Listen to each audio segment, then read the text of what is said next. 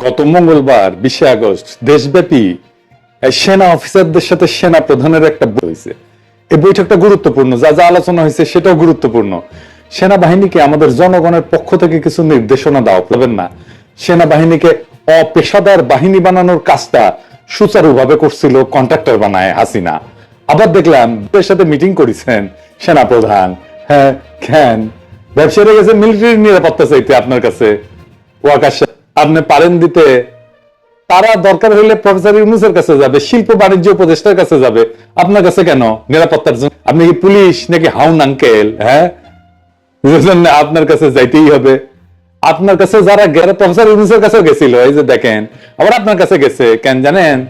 গপ্প গিয়ে একটা গল্প বলি। ঢাকার কিছু এলিট 1971 সালের মার্চ থেকে ডিসেম্বর পর্যন্ত পাকিস্তানি সেনা অফিসারদের দাওয়াত করে খাওয়াইতো নিজের বাসায়।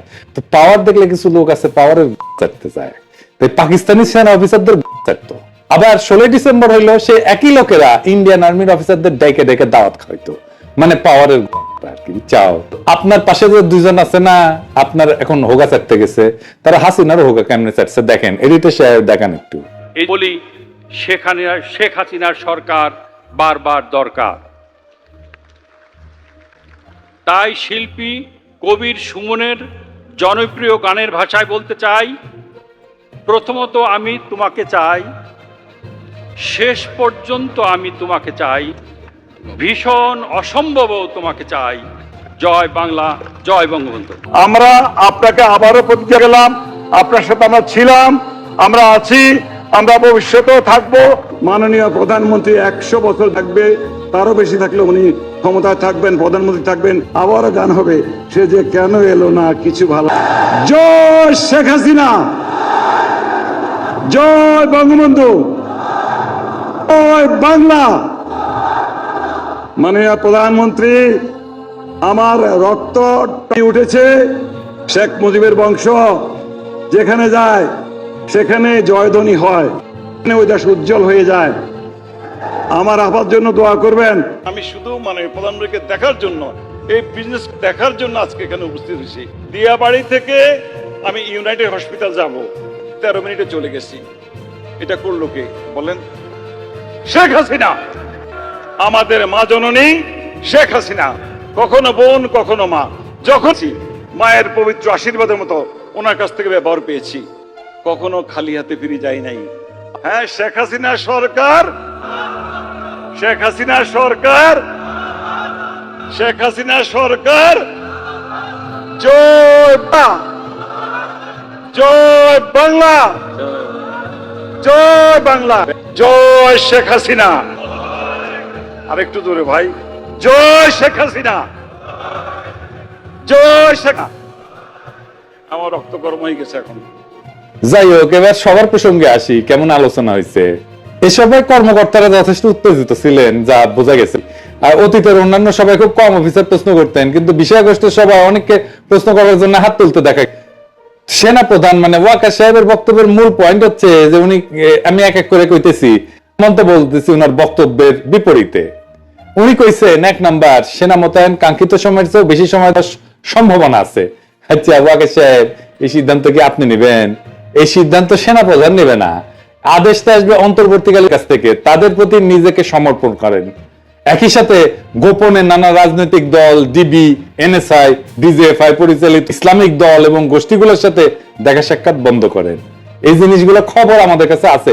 কি করিচ্ছেন এগুলো আপনার লোকেরাই আমাদের এসে বুঝাও, এটা বন্ধ করেন, নিষেধ করিচ্ছি, বন্ধ করেন। সব কয়ে দেবো কিন্তু কি কি করিচ্ছেন তাইলে। বিশেষ করে শেখ হাসিনার দুঃশাসনের সহযোগী ব্যবসায়ী সমাজকে প্রশ্রয় দিবেন না। বড় টাকা পয়সার লেনদেন হচ্ছে বলে কিন্তু আমরা শুনতে পাচ্ছি, কার কাছে কত সেটা একটা হিসাব পাইছি, ভেরিফাই করতে পারিনি জন্য কইলাম না, কিন্তু কয়া দিব, নাম ধরে ধরে কয়া দিব। দেশের যে ট্রেড বডি বা ব্যবসায়ীদের সংগঠনের নির্বাচন ধ্বংস করিয়া যারা শেখ হাসিনার পদধূলি গায়ে মেখা জবরদস্তি করে এই সকল সংস্থা নিচ্ছে, তাদেরকে ক্ষমা করা হবে না। যতই আপনার সাথে লাইন ঘাট করুক না কেন, ক্ষমা করা হবে না। অত সোজা না, বুঝছাও। এই মালগুলা বিনা ভোটে নির্বাচনে দাঁড়াইছে, বিজয়ী বা পরাজিত হয়েছে, টাকা পয়সা ঘুষ দিয়ে নিজের লোককে মনোনীত করছে, এরা গণশত্রু। ভোটদের যাদের পাশে দেখবো তাদের পাশার চামড়া তুলে ফেলবো। 2 নাম্বার, আপনি কইছেন সামাজিক যোগাযোগ মাধ্যমে সরানো প্রপাগান্ডা, যেখানে সত্য মিথ্যার সংমিশ্রণ থাকে, এতে কর্ণপাত না করতে। হ্যাঁ, ওয়াকার সাহেব, এটা তো খুলাতো হাসিনা জয় পলকের ব্যারাম। হ্যাঁ, এই রোগে মাত্র 2 সপ্তাহের মধ্যে আপনাকে ধরে ফেলছে, করছে। ঘটনাটা খুবই দুঃখজনক। আপনার তো তাহলে ভ্যাকসিন লাগবে, ভ্যাকসিন, গণ অভ্যুত্থানের ভ্যাকসিন নেন। তবে এটা মুগ্ধ ডক্টর আসিফ নজরুল দিতে পারবে না, এটা আপনারও নিতে হবে ডাক্তার পিনাকি ভট্টাচার্যের কাছ থেকে। পিনাকি ক্যাঁকা করে জানেন তো, আজকে দিলাম না, আজকে মাফ করে দিলাম। হ্যাঁ, কি ওয়াকার সাহেব নেবেন? আমারে অভিবাদক বলে গালি না দিতে, মুখ খারাপ না করতে। তো ওই আপনি মিলিটারি, সেজন্য আপনারা গালি দিব না, এটা ভাইবেন না, আপনারা বড় করে গালি দিতে পারবো। যখন ছাত্রদের উপরে গুলি করেছিলেন, ক্যাঙ্কা গালি দিছিলেন আছে নিশ্চয়ই। হ্যাঁ, বাধ্য করেন কেন গালি দিতে মিয়া? জেডে রাখেন ওয়াকারুজ্জামান। সোশ্যাল মিডিয়াকে বাধা দেওয়া যাবে না, সোশ্যাল মিডিয়ার বিরুদ্ধে কোন ধরনের বিষোদ্গার করবেন না, কখনোই ইন্টারনেট করা যাবে না। এই দুরূহ বাধা অতিক্রমের জন্য শত শত তরুণ কিশোর যুবক প্রাণ দিছে, সাবধান হয়ে যান। ইন্টারনেট ব্যবহারের খরচ কমাইতে হবে। আপনার শেখ পরিবার, আপনি তো শেখ পরিবারের জামাই, আপনি শেখ উৎপাদ করতে যায় বাংলাদেশে এই ডিজিটাল অ্যাসেটকে, এই ইন্টারনেটের কানেকশনের খরচকে সবচেয়ে বেশি দামে একটা পণ্যে পরিণত করছে।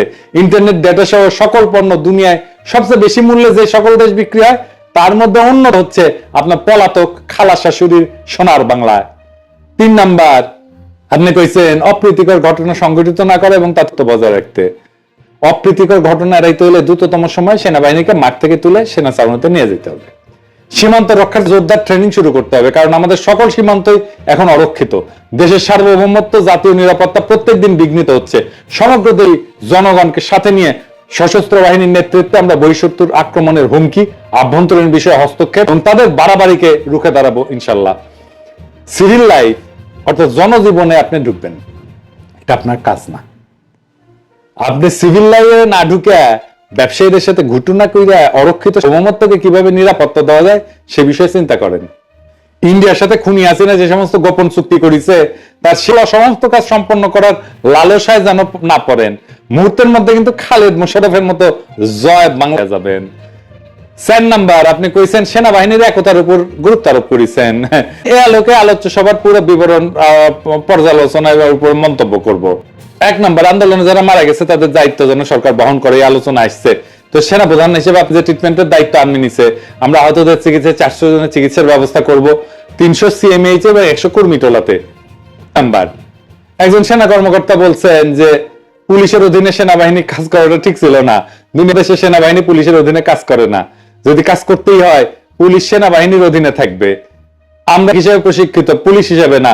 পুলিশের সাথে সেনাবাহিনীর ইমেজ যায় না, তাদের অধীনে সেনাবাহিনী উচিত না। আরেকজন সেনা কর্মকর্তা কইছেন যে ইনএড টু সিভিল সবসময় ম্যাজিস্ট্রেট থাকে না, তাদেরকে সময়মতো পাওয়া যায় না। পরবর্তীতে সেনা মোতায়েন হইলে আমাদেরকে যেন ম্যাজিস্ট্রেসি পাওয়ার দিয়ে পাঠায়। আমি একটা বোকার মতো প্রশ্ন করি, তা আর্মি অফিসাররা কি বোঝেন না 2014 সালের নির্বাচনের সময় থেকে বাংলাদেশের সশস্ত্র বাহিনী আন্ডার অফ পুলিশ হয়ে গেছে? নির্বাচিত রাজনৈতিক শাসনের অধীনস্থ থাকার অর্থ হচ্ছে জনপ্রতিনিধিত্বের প্রতি আনুগত্য প্রদর্শন। কিন্তু যখন দেশে ভোট হয় না, নির্বাচন ছাড়াই তথাকথিত জনপ্রতিনিধি মনোনীত হয়, চালায় এবং তার অধীনে আর্ম ফোর্সেসকে কাজ করতে হয়, তখন জনগণের সার্বভৌমত্ব, দেশের সার্বভৌমত্ব বলে কিছুই অবশ্যই না। আওয়ামী লীগ তার অবৈধ শাসন চালায় যাওয়ার ক্ষেত্রে রাষ্ট্রের সকল প্রতিষ্ঠানকে ব্যবহার করছে, আর সেক্ষেত্রে অবলীলায় ব্যবহৃত বাংলাদেশের সশস্ত্র বাহিনী। আমি 2018 সালের বিবিসিতে দেওয়া একটা ক্লিপ দেখাইছিলাম, আবারও দেখাই। হ্যাঁ, ওই পাবলিকে ভোট দিতে গেছে এবং আওয়ামী লীগ এসে পিটাইছে, বাইর করে দিচ্ছে, তারা গেছে সশস্ত্র বাহিনীর কাছে, সশস্ত্র বাহিনী ক্যাঙ্কা করে পালায়। দেখেন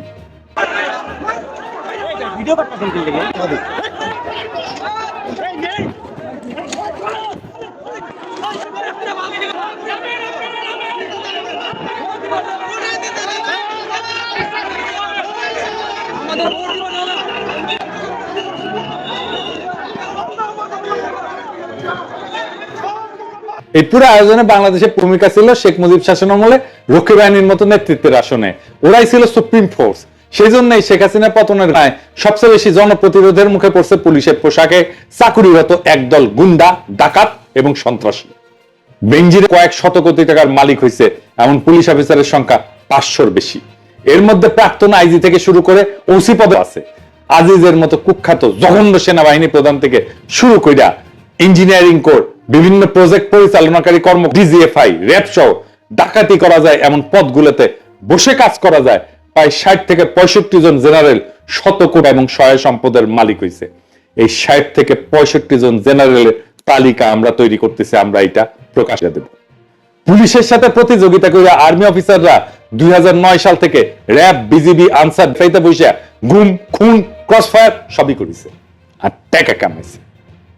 এই প্রক্রিয়ায় জন্ম হয়েছে আজিজের মতো একজন নিকসেনা প্রধানের এবং কয়েক ডজন ক্রিমিনাল জেনারেলের, যার মধ্যে একজন জিয়া। সেনা প্রধানকে এদের বিরুদ্ধে অবস্থা নেবেন? তিনি কি র‍্যাব ভেঙে দিবেন? ডিজিএফআই নিষিদ্ধ করতে পারবেন? তা যদি না করেন তাহলে বুঝতে এবং প্রস্তুতি নিতে বাংলাদেশে মানবতা বিরোধী যে সমস্ত কর্মকাণ্ড শেখ হাসিনার দুঃশাসনে চলছে সেগুলোর ওয়াকারুজ্জামানের এবং পরবর্তীকালে তার নেতৃত্ব অব্যাহত থাকবে। এরপর একজন সেনা কর্মকর্তা গোপালগঞ্জে 10 বেঙ্গল রেজিমেন্ট সদস্যের উপর হামলার বিষয়টি উত্থাপন করেন। জবাবে সেনাপ্রধান ঘটনার জন্য দুঃখ প্রকাশ করে বলেন যে জড়িত ব্যক্তিদের আওতায় আনা হবে। মিরপুর ডিএইচএস এ হামলার ঘটনা উল্লেখ করে একজন সেনা কর্মকর্তা ক্ষোভ প্রকাশ করে বলেন যে রেসিডেন্সিয়াল এরিয়া বাড়ি বাড়ি হামলা করা হয়েছে, সেটা নিয়ে আমরা দুঃখ পেয়েছিলাম, কেন এটা হইল? সেনাপ্রধান বলছেন যে এমআইএসটি এবং বি স্টুডেন্টদের হল ছেড়ে দেওয়ার আদেশ দেওয়া হয়েছিল। কিছু স্টুডেন্ট ডিএইচএস এর ভিতরে বাসা ভাড়া নিছিল নিরাপত্তার জন্য, পরের দিন বাইরে এলিমেন্ট যেন ঢুকতে না পারে, এই জন্য ডিএইচএস সিকিউর করা হয়েছিল। কিন্তু সে রাতে এমআই এবং বিইউপি স্টুডেন্টরা ধাওয়া পাল্টা ধাওয়া করছিল, এদের খোঁজার জন্য সেখানে সেদিন অভিযান হয়। এরপর একজন সেনা বলছেন জনপ্রশাসন, পুলিশ বিভাগ এবং বিচার বিভাগের উচ্চ পদে আসীন অনেক অফিসার পালাই গেছেন, এখন পালানোর জন্য অনেক রেডি। এই সুযোগে অনেকে প্রমোশন নিয়ে উচ্চ এবং ভালো পদে বসার সুযোগ নিচ্ছেন। মানুষ কিভাবে মরছে তা সবাই দেখছে।